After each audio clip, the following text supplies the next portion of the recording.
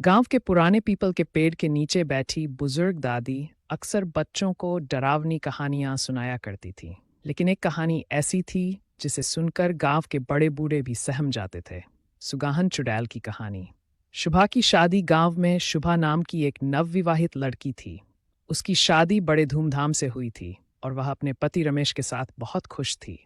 लेकिन शादी के कुछ ही दिनों बाद गांव में एक अजीब घटना घटी। हर पूर्णिमा की रात कोई न कोई औरत रहस्यमय तरीके से गायब हो जाती थी। गांव के लोग डरने लगे, पर किसी को कुछ समझ नहीं आ रहा था। एक दिन रमेश को दूर शहर जाना पड़ा और शुभा को अकेले ही घर पर रहना पड़ा।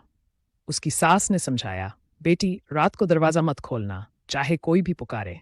शुभा ने सिर हिला दिया, लेकिन उसे क्या पता था कि उस रात उसकी जिंदगी हमेशा के लिए बदल जाएगी। रात का रहस्य। आधी रात को दरवाजे पर किसी ने दस्तक दी।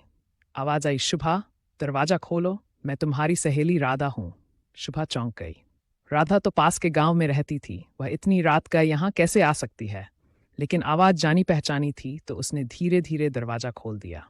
जैसे ही दरवाजा खुला, एक काली परछाई तेजी से अंदर घुसी। वह कोई और नहीं बल्कि सुगाहन चुड़ैल थी। उसका चेहरा जुर्रीदार था, लाल आंखें जल रही थी और लंबे नुकीले दांत बाहर निकले हुए थे। वह चुड़ैल सिर्फ उन्हीं नवविवाहित औरतों को निशाना बनाती थी जो अपने पति की लंबी उम्र की कामना करती थीं, क्योंकि वह खुद अपने पति की मौत के बाद चुड़ैल बन गई थी और अब हर सुहागन से उसकी मांग का सिंदूर छीनना चाहती थी। शुभा की सूझबूझ। शुभा ने तुरंत एक जलता हुआ दीपक उठा लिया और चुड़ैल के सामने कर दिया। आग देखकर चुड़ैल चीखने लगी और पीछे हटने लगी। तभी शुभा ने अपनी सास की बताई हुई बात याद की। अगर कभी